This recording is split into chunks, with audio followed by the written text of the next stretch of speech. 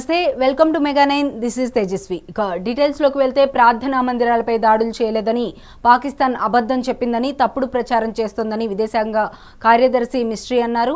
ప్రపంచాన్ని మోసం చేసేందుకు పాకిస్తాన్ ప్రయత్నిస్తోందని అన్నారు. సామరస్యాన్ని దెబ్బతీసేందుకు కుటిల యత్నాలు చేస్తోందన్నారు. Is Pakistani claims that they did not target or attack any religious places. You would recall that yesterday I shared with you an incident related to the attack on a Gurdwara in Poonch.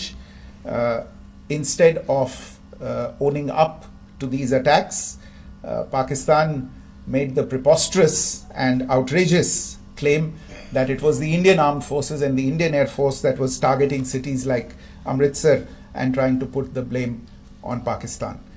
This is nothing but a desperate attempt by Pakistan to disown its acts of aggression, but it is also true to type in its effort to deceive and mislead the world. It will not succeed. పాకిస్తాన్కు షాకుల మీద షాకులు తగులుతున్నాయి. ఓవైపు భారత్తో యుద్ధం జరుగుతుంటే బలూచిస్తాన్ ప్రత్యేక దేశంగా ప్రకటించుకుంది. పాక్ జెండాలను తొలగించుకొని బలూచ్ జెండాలు ఎగరవేసుకున్నారు స్థానిక ప్రజలు. తమ వనరులను పాకిస్తాన్ దోచుకుంటోందని ఆరోపిస్తున్నారు. తమ సంపద తమకే సొంతమని పునరుద్ఘాటిస్తున్నారు. గత కొన్ని రోజులుగా పాక్కు వ్యతిరేకంగా బలూచ్ లిబరేషన్ ఆర్మీ పేరిట ఉద్యమాలు జరుగుతున్నాయి. ఇండియా పాక్ ఉద్రిక్తతల నేపథ్యంలో ఇదే తమకు సరైన అవకాశమని బలూచిస్తాన్ ఆర్మీ భావిస్తోంది. పాక్ జెండాలు తొలగించిన బలూచ్ ప్రజలు బలూచ్ జెండాలు ఎగరవేస్తున్నారు. స్థానిక ప్రజలు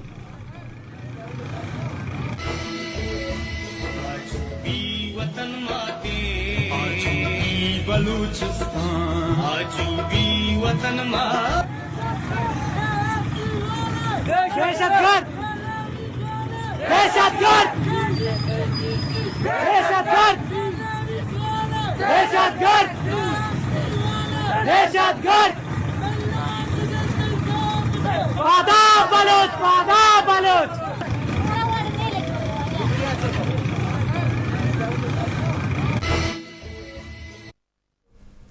భారత్ తమ సామరస్యానికి ప్రశాంతతకు చిహ్నంగా ఉందన్నారు చిన్నజీయర్ స్వామి. దీన్ని ఆసరాగా చేసుకుని పాక్ దుశ్చర్యలను పాల్పడుతోందని మండిపడ్డారు. ప్రధాని మోదీ నేతృత్వంలో దేశం తన అస్తిత్వాన్ని సంరక్షించుకుంటుందన్నారు చిన్నజీయర్ స్వామి. ఏలూరు శ్రీ వెంకటేశ్వర స్వామి వారి దేవస్థానంలో 36వ వార్షిక బ్రహ్మోత్సవాల్లో ఆయన పాల్గొన్నారు. ఏలూరు శ్రీ వెంకటేశ్వర స్వామి వారి దేవస్థానంలో 36వ వార్షికోత్సవంలో పాల్గొన్న చిన్నజీయర్ స్వామి భారత్ ప్రశాంతతకు చిహ్నంగా ఉంది. చిన్నజీయర్ స్వామి ఆసరాగా చేసుకుని పాక్ దుశ్చర్యలకు పాల్పడుతోంది అన్నారు. జై శ్రీమన్నారాయణ జై శ్రీమన్నారాయణ జై శ్రీమన్నారాయణ జై శ్రీమన్నారాయణ జై శ్రీమన్నారాయణ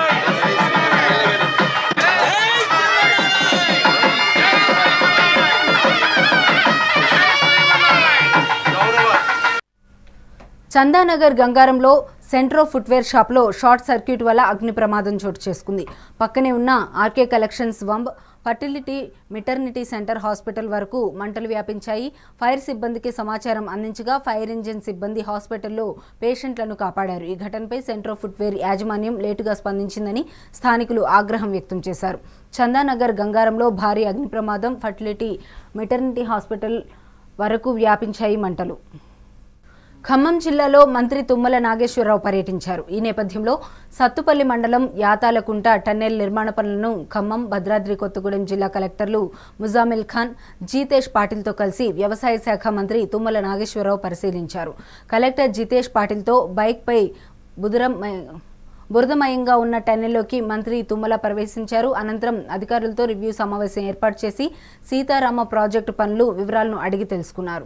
ఈ సందర్భంగా సత్తుపల్లి ట్రంక్ టన్నెల్ 1.8 కిలోమీటర్లకు గాను 1.2 కిలోమీటర్లు పూర్తయింది అని తుమ్మల తెలిపారు. అలాగే మిగిలిన 600 మీటర్ల పనులు 4 నెలల్లో పూర్తి చేయాలని అధికారులను ఆదేశించారు.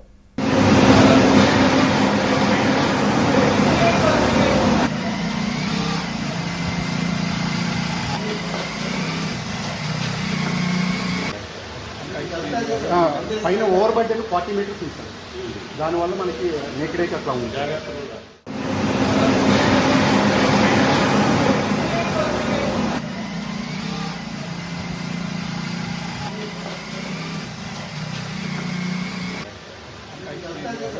పైన ఓవర్ బడ్జెట్ 40 మీటర్స్ ఉంది సార్. దానివల్ల మనకి నెక్రేక్ అట్లా ఉంది.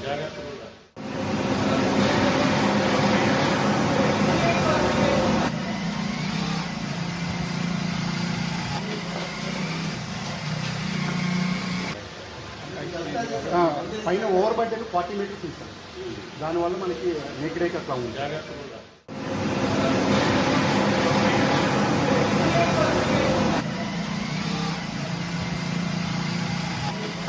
ఎన్ని రోజులు అనుకుంటున్నా 4 months లో 4 months టైం పెట్టుకోండి. ఇంకొక నీచి ఏర్పాటు చేసుకోండి. చేసుకుంటే ఇంకా టైం కలిసి వస్తుంది. కాబట్టి దయచేసి ఏజెన్సీ కూడా మనం ప్రమోట్ చేసి ఇంకొక నీచిని ఏర్పాటు చేసుకుంటే ఇంకా ట్రాన్స్పోర్ట్ ఈజీ అవుతుంది, వెహికల్ మూవ్మెంట్ ఎక్కువ అవుతుంది. కాబట్టి త్వరగా పూర్తి చేయాలి. 6 months అనుకుంటే 4 monthsకే మనం టైం టేబుల్ పెట్టుకోవాలి. 4 months లోపల ఇప్పుడు మీరు అనుకున్నటువంటి యాక్టివిటీలు 2, ఒకటి 18, 19 ఈవెంట్లు ఉన్నది, ఇంకొకటి వచ్చి 12 ఈవెంట్లు ఉంది. దానికి కూడా టైం టేబుల్ వేసుకొని దాని టైం ప్రకారంగా ఆ రెండింటిని కంప్లీట్ చేసుకుంటే టన్నెల్ అయిపోయే రోజుకి స్ట్రక్చర్స్ అన్నీ కూడా కంప్లీట్ కావాలి. తర్వాత చిన్న చిన్న ఇష్యూలు కలెక్టర్ లెవెల్లో కానీ డిపార్ట్మెంట్ లెవెల్లో ఎలక్ట్రిక్ పోల్స్ షిఫ్టింగ్ లేదు, కొద్దిగా ఫారెస్ట్కి సంబంధించిన ఇష్యూలు 1, 2, లీగల్ ఇష్యూ ఈ 2, 3 రోడ్డు కట్టింగ్స్ అన్నీ అయిపోయినాయి, రోడ్డు బ్రిడ్జ్లు అన్నీ అయిపోయినాయి. ఒక గ్యాస్ పైప్ లైన్ ఒకటి ఉంది, అది కూడా పర్మిషన్ వచ్చింది. విత్-ఇన్ 4 months లోనే వాటిని కూడా మీరు రిలైజ్ చేయాలి. రోడ్ బ్రిడ్జ్ ఇంకెక్కడ పెండింగ్ ఉంది? ఇప్పుడు యాతాలకుంట వచ్చే దగ్గర ఒకటి ఉంది సార్. ఇప్పుడు యాతాలకుంట ఇక్కడికి వచ్చేప్పుడు ఒకటి 2 ఉన్నాయి సార్. మెయిన్ రోడ్ చిన్నయ్య కదా, మెయిన్ చిన్నయ్య సార్. ఆ 2 కట్టింగ్లు కంప్లీట్.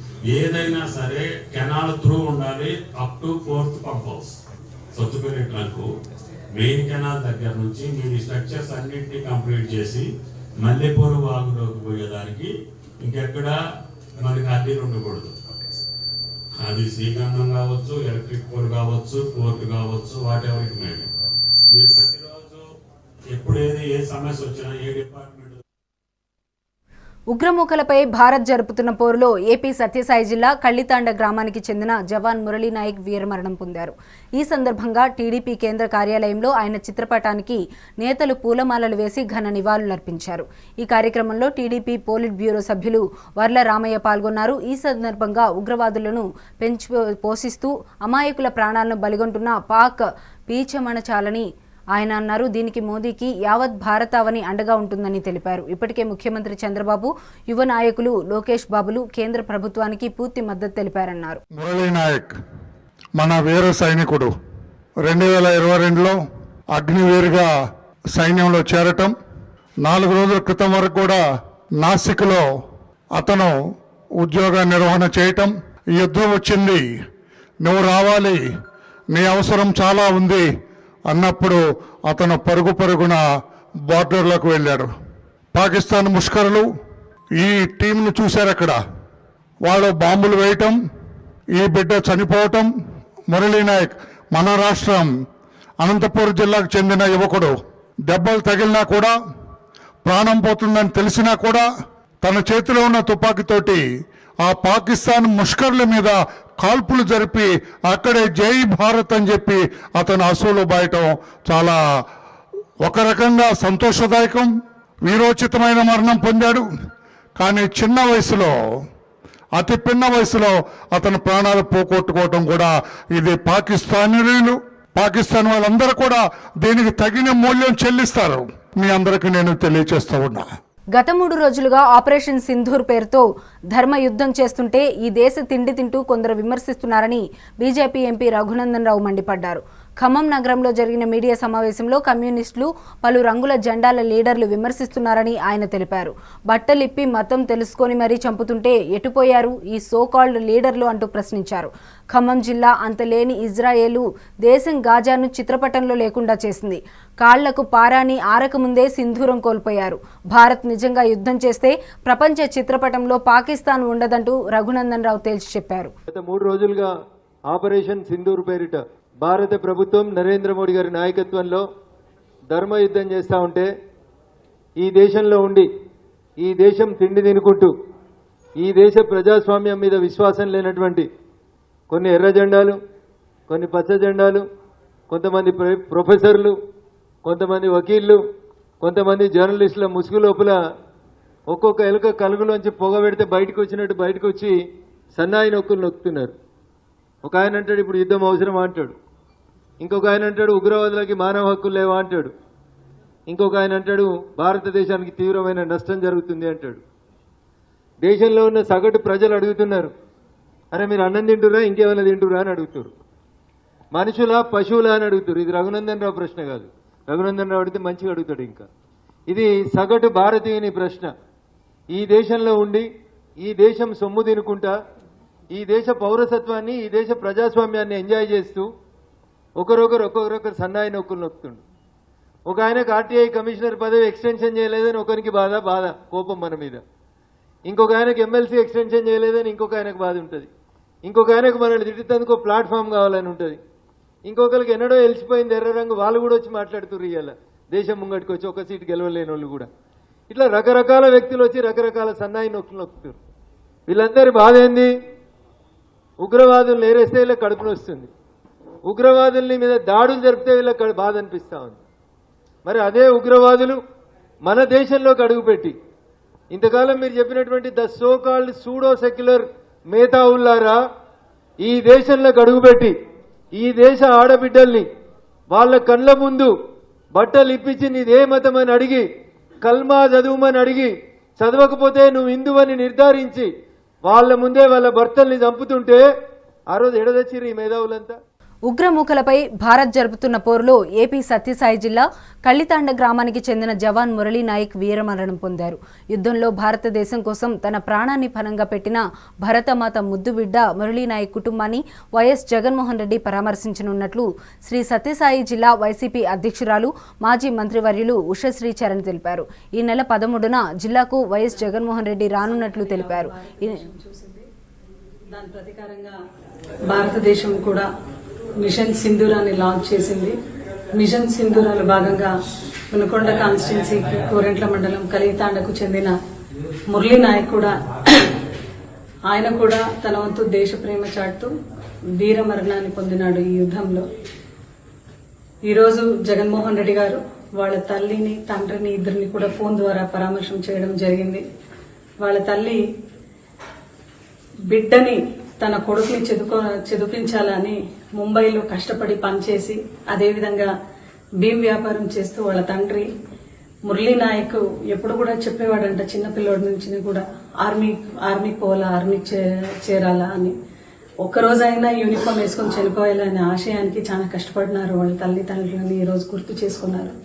అటువంటి వీరమాతని కలవాలి, అదేవిధంగా వాళ్ళ ఆ కుటుంబానికి పరామర్శించాలి. ఎల్లవేళలో మేము అండగా ఉంటాము అని భరోసా కల్పించడానికి మే 13వ తేదీ జగన్మోహన్ రెడ్డి గారు వచ్చే మంగళవారం మే 13వ తేదీ పెనుకొండ కాన్స్టిట్యున్సీ గోరెంట్ల మండలం కలితాండకు వచ్చి ఆ కుటుంబాన్ని పరామర్శిస్తున్నారు. ఈరోజు ఎన్ని డిఫరెన్సెస్ ఎవరికున్నా కూడా నేషన్ కమ్స్ ఫస్ట్. ఈ ఒక తరుణంలో ప్రతి ఒక్కరు కూడా అప్రమత్తంగా ఉండు తన వంతు సేవని ఈ దేశానికి అందిస్తాం. అటువంటి దాంట్లో మేము ఎంత దూరంగా ఉన్నా కూడా బార్డర్ కు కూడా ప్రతి ఒక్కరు కూడా ఒక రెస్పాన్సిబిలిటీతో ఫీల్ అయి ఆ కుటుంబానికి నిలబడాలి. ఆ కుటుంబానికి నిజంగా భగవంతుడు ఈ ఒక ఘటన నుంచి బయటికి రావడానికి మనం అందరూ కూడా ప్రార్థించాలి. పహల్గాంలో జరిగిన సమస్త సృష్టిని నడిపించేది శ్రీ శ్రీ శ్రీ త్రిదండ్రి శ్రీమన్నారాయణే అంటూ అభిభాషించారు చిన్నజీయర్ స్వామీజీ. వెంకటేశ్వర స్వామివారి ఆశీస్సులు ప్రజలందరిపై ఎల్లప్పుడూ ఉండాలని ఆకాంక్షించారు. ఏలూరులో శ్రీ వెంకటేశ్వర స్వామివారి దేవస్థానంలో సుదర్శన కలశ ప్రతిష్టోత్సవంలో ఆయన ముఖ్య అతిథిగా పాల్గొన్నారు. ఉత్సవాన్ని ఆధ్యాత్మిక వాతావరణంలో ముందుకు నడిపించారు. కాగా ఏలూరు ఎమ్మెల్యే బడేటి చంటి మీనా దంపతులు ఆయన విమాన సుదర్శన శిఖర ప్రతిష్టాపన కార్యక్రమంలో పాల్గొని ప్రత్యేక పూజా కార్యక్రమాలు నిర్వహించారు. ఆలయ విమాన సుదర్శన శిఖర ప్రతిష్టా కార్యక్రమాన్ని చేపట్టారు.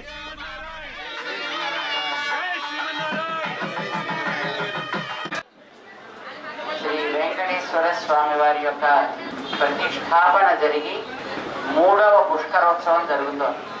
అంటే సుమారు 36 సంవత్సరాల కాలం గడిచింది అని అర్థం.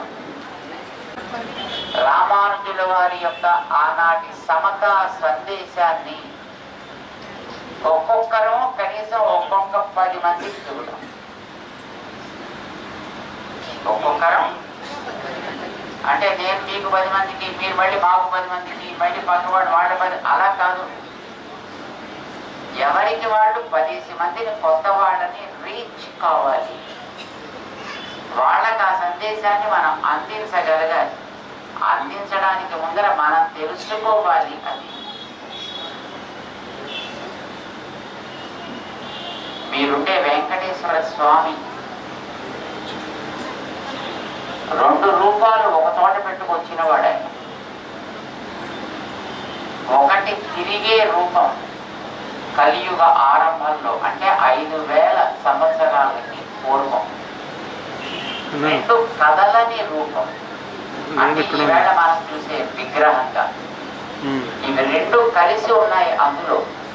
ఆ కొండ మీద ఉండే ఆలయంలో ఒకదాన్ని విభవం అంటారు. తిరిగితే మానవత్వ రహితమైనటువంటి ఆ ఉగ్రవాదులని అంతమొందించే సంకల్పం చేసినటువంటి మన ప్రధానమంత్రి, అలాగే వారి యొక్క పాలనలో ఉండేటటువంటి ఆ సైన్యము, వారందరికీ కూడా ఆ మాటకి నిలబడగలిగే శక్తి కావాలి. వాళ్ళకి అట్లాంటి యుక్తిని భగవంతుడు ప్రసాదించాలి అని మనందరం ప్రార్థన చేద్దాం. అవసరమా కాదా? మనందరం ఆ ప్రార్థన చేద్దాం. దానికి తగ్గట్టుగా మనందరం కూడా సిద్ధపడతాం. మీ అందరికీ అనేక మంగళాశాసనాలు చేస్తున్నాం. భద్రాద్రి కొత్తగూడెంలో పోలీసులు తనిఖీలు నిర్వహించారు. ఎక్సైజ్ ఎన్ఫోర్స్మెంట్ పోలీసులు నిర్వహించిన తనిఖీలో భాగంగా భారీగా గంజాయి స్వాధీనం చేసుకున్నారు. భద్రాచలం వద్ద 2 వేర్వేరు కేసులో 37 లక్షల విలువైన 74 కేజీల గంజాయిని పట్టుకున్నారు. భద్రాచలం కూనవరం రోడ్డులో వాహన తనిఖీల్లో భాగంగా గంజాయి లభ్యమైంది. కాగా 2 వేర్వేరు కేసుల్లో మొత్తం 74 కేజీల గంజాయి, 1 కారు, ద్విచక్ర వాహనం స్వాధీనం చేసుకున్నారు.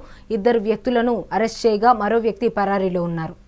దేశ విదేశాలకు జ్ఞానభిక్ష పెట్టిన ప్రాచీన బౌద్ధ క్షేత్రం ఘంటసాలలో ఈ నెల 12వ తేదీ బుద్ధ జయంతి మహోత్సవం నిర్వహించనున్నారు. రాష్ట్ర ప్రభుత్వ సృజనాత్మకత సంస్కృతి సమితి భాషా సాంస్కృతిక శాఖ ఆధ్వర్యంలో వేడుకలు నిర్వహించనున్నారు.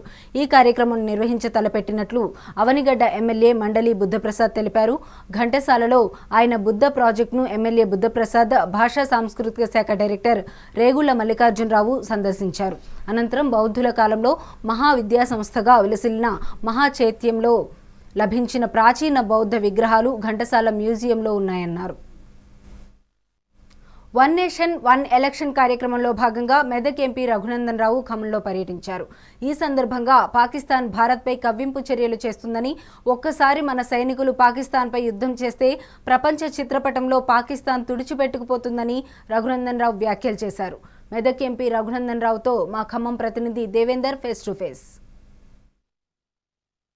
1 ఇండియా 1 నేషన్ కార్యక్రమంలో భాగంగా మెదక్ ఎంపీ రఘునందన్ రావు గారు ఖమ్మం జిల్లా పర్యటించారు. సో ప్రస్తుతం మన దగ్గర ఎంపీ రఘునందన్ రావు మనకు అందుబాటులో ఒకసారిగా మనం సార్తో మాట్లాడే మరిన్ని విషయాలు తెలుసుకుందాం. సో సార్ చెప్పండి, ప్రధానంగా ఆపరేషన్ సింధూర్ పేరుతో చాలా 14 రోజుల నుంచి కూడా చాలా కొంత గందరగోళకరమైన వాతావరణ పరిస్థితి, భారత్ పాకిస్తాన్ మధ్య యుద్ధం కూడా నడుస్తున్న పరిస్థితి కనబడుతుంది. సో భారత్ ముందు ఏం చేయబోతుంది? ఆపరేషన్ సింధూర్లో భాగంగా ఎటువంటి చర్యలు భారత్ చేపట్టింది సార్ ప్రధానంగా?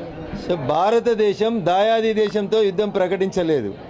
భారతదేశం మా చెల్లెళ్ళు మా అక్కల సింధూరాన్ని తుడిచిన తర్వాత కూడా 14 రోజులు సంయమనం పాటించి పాకిస్తాన్ తన తప్పు తెలుసుకొని అమాయక ప్రజల్ని చంపడం తప్పు, ఇక మా దేశంలో ఉన్నటువంటి టెర్రరిస్టులందరినీ బయటికి పంపిస్తామని ఒక పాజిటివ్ వాతావరణంతో బయటికి రావాలని మనం 14 రోజులు సంయమనం పాటించినాం.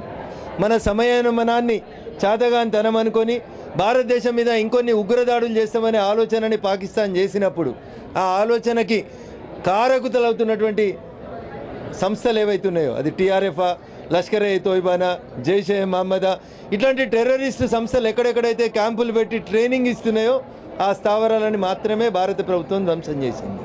పాకిస్తాన్ ప్రజల్ని ఎప్పుడు కూడా భారత ప్రభుత్వం నష్టం చేయాలని కోరుకోలేదు.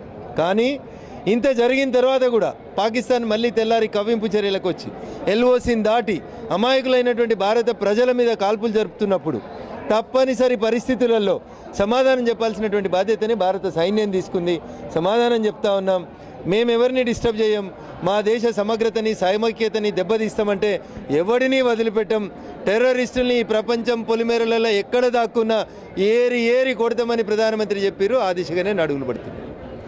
పూర్తిగా ఆపరేషన్ ఖగార్ పేరుతో కూడా కేంద్ర ప్రభుత్వం అంటే అటు ఛత్తీస్గఢ్లో డబుల్ ఇంజన్ సర్కార్ నడుస్తుంది, అంటే రాష్ట్రంలో అటు కేంద్రంలో కూడా బీజేపీ ప్రభుత్వం ఉంది. సో పూర్తిగా ఆపరేషన్ ఖగార్ మీద కూడా మీరు కొన్ని రోజుల క్రితం ఒక కామెంట్ చేశారు. నక్సలైట్లు ఎక్కడ కనబడ్డా కాల్చి పడేయండి అని చెప్పేసి కూడా మీరు గత కొద్ది రోజుల క్రితం కామెంట్ చేశారు. ఈ కామెంట్ ఏ విధంగా చూసుకోవచ్చు అంటారు సార్? సో రఘునందన్ రావు అనే వ్యక్తి అట్లా కామెంట్ చేయలేదు. రఘునందన్ రావు అనే వ్యక్తి చెప్పింది ఏంటంటే భారతీయ జనతా పార్టీ పార్లమెంట్ సభ్యుడిగా, భారత పార్లమెంట్లో సభ్యుడిగా చర్చలు ఎవరితో జరపాలి? చర్చలు జరపాలంటే మీరు ఎట్లుంటే నేను అట్లే ఉండాలి. మీరు ఆయుధాలు పట్టుకొని వస్తే నేను ఆయుధం పట్టుకునే సమాధానం ఇవ్వాల్సి ఉంటుంది. అది ఒక పార్లమెంట్ సభ్యుడిగా నేను చెప్పిన సమాధానం తప్ప చర్చలకు సిద్ధం అంటారు. రాజశేఖర రెడ్డి గారు ముఖ్యమంత్రిగా ఉన్నప్పుడు చర్చలకు పిలిచిర్రు. 6 నెలల తర్వాత చర్చలకు వచ్చిన వాళ్ళు ఏం చేసిరో మీరు చూసిండ్రు. సో మీరు మావోయిస్టులు కూడా మేము కాల్పులు విరమించండి, మేము చర్చలకు సిద్ధమంటూ కూడా గత కొన్ని రోజులుగా అంటే గత 2 నెలల క్రితం కూడా వాడు లేఖలు విడుదల పరిస్థితి కనబడుతుంది. సో కేంద్రం వాళ్ళతో చర్చలు జరుపుతుందా లేకుంటే ఆపరేషన్ ఖగార్ని అదేవిధంగా కంటిన్యూ చేస్తుంటారా సార్? సో 11 సంవత్సరాలుగా నరేంద్ర మోడీ గారు ప్రధానమంత్రిగా ఉన్నప్పుడు ఏ రోజు మావోయిస్టులకు చర్చలు జరపాలనేటువంటి ఆలోచన రాలేదు. ఈ రోజు ఎందుకు వచ్చిందో వాళ్ళకే తెలియాలి, నాకైతే తెలియదు. మీరు అడిగిన ప్రశ్నకి ఆపరేషన్ ఖగార్ కొనసాగుతుందా ఆగుతుందా దీనికి సమాధానం చెప్పాల్సింది నేను కాదు. 1 సమాధానం చెప్పాల్సింది మావోయిస్టులు, 2 సమాధానం చెప్పాల్సింది భారత హోంమంత్రిత్వ శాఖ. ఈ రెండిట్లలో నేను ఎండ్ల కూడా సభ్యుని కాదు. ఆ ఇద్దరిట్లో ఎవరో ఒకరు మీకు అప్రాప్రియేట్ సమాధానం చెప్తారు. అయితే ప్రధానంగా తెలంగాణ రాష్ట్రంలో కులగణన సంబంధించి కాంగ్రెస్ పార్టీ క్రెడిట్ అంతా కూడా ఓన్ చేసుకునే ప్రయత్నం చేస్తుందని చెప్పేసి కూడా బీజేపీ నాయకులు కొన్ని చోట్ల కామెంట్ చేసిన పరిస్థితి. అసలు దేశంలో కులగణన అంశానికి సంబంధించి బీజేపీ ప్రభుత్వం ఏం చేయబోతుంది సార్? సో కులగణన చేస్తామని చెప్పినాం, చేస్తాం. నీతిగా చేస్తాం, నిజాయితీగా చేస్తాం. పాత ప్రభుత్వం చేసినట్టు డొంక తిరుగుడు లెక్కలు, ఒకటే రోజు అందరు ఇంటికి రావాలి, ముంబైలున్నా బొగ్గుబాయిలున్నా దుబాయ్లున్నా ఇంటికి రాని అట్లా బలవంతం చేయం. మేము నిజాయితీగా ప్రతి ఇంటికి పంపించి ఎన్యూమరేషన్ కంపల్సరీ చేస్తాం. కులగణన 100% చేస్తామని నరేంద్ర మోడీ గారు చెప్పిండ్రంటే చేస్తాం. So Congress credit. ఇక కాంగ్రెస్ గురించి మనం ఎంత తక్కువ మాట్లాడుకుంటే అంత మంచిది. ఈ దేశంలో కాంగ్రెస్కి మిగిలిన 3 రాష్ట్రాలు. చిన్నప్పుడు ఎప్పుడో నేను పుస్తకాలలో చదివినప్పుడు వామనుడు 3 అడుగుల జాగా అడిగిండి అన్నట్టు మా నరేంద్ర మోడీ గారు ఎప్పుడైనా 3 అడుగుల జాగా అడిగితే ఈ కాంగ్రెస్ ఉంటుందా, కథమవుతుందా, కాంగ్రెస్ ముక్త భారతం అవుతుందా ఒకసారి ఎదురు చూద్దాం. Sir, one India one nation భాగంగా ఎటువంటి ప్రజల నుంచి ఎటువంటి రెస్పాన్స్ వస్తుంది? అంటే BJP party one India one నేషన్లో ఎటువంటి అడుగులు ముందుకు వేయబోతుంది సార్? ప్రధానంగా వన్ నేషన్ వన్ ఎలక్షన్ భారత ప్రభుత్వం ఆ దిశగా అడుగులేస్తుంది. మాజీ రాష్ట్రపతి గౌరవనీయులు రామ్నాథ్ కోవింద్ గారి నేతృత్వంలో కమిటీ చేశాం. మేధావులు, విజ్ఞులు, అడ్వకేట్లు, అటార్నీ జనరల్ అభిప్రాయాలను విన్నాం. దేశంలో ఉన్న అన్ని రాష్ట్రాలకు తిరుగుతూ ఉంది. కమిటీ తన నివేదికను తీసుకొచ్చి భారత ప్రభుత్వానికి ఇచ్చింది. ఇప్పుడు పార్లమెంట్లో బిల్లు పెట్టిన సందర్భంగా అన్ని పార్టీలు మా అభిప్రాయాలను చెప్తాం. దాన్ని స్టాండింగ్ కమిటీకి పంపమన్నారు. స్టాండింగ్ కమిటీకి పంపించాం. స్టాండింగ్ కమిటీ నివేదిక వచ్చినాక భారత పార్లమెంట్లో చర్చ పెడతాం. భారత పార్లమెంటే సుప్రీం ఈ దేశానికి. ప్రజల చేత, ప్రజల కొరకు, ప్రజలే ఎన్నుకున్నటువంటి ప్రజాస్వామ్య దేవాలయం పార్లమెంట్ లోపల బిల్ పాస్ అవుతుంది. వన్ నేషన్ వన్ ఎలక్షన్ జరుగుతాయని నాకు సంపూర్ణమైన. ఇప్పటి వరకు ఉన్న అప్డేట్స్, మరిన్ని అప్డేట్స్ కోసం చూస్తూనే ఉండండి మెగా 9.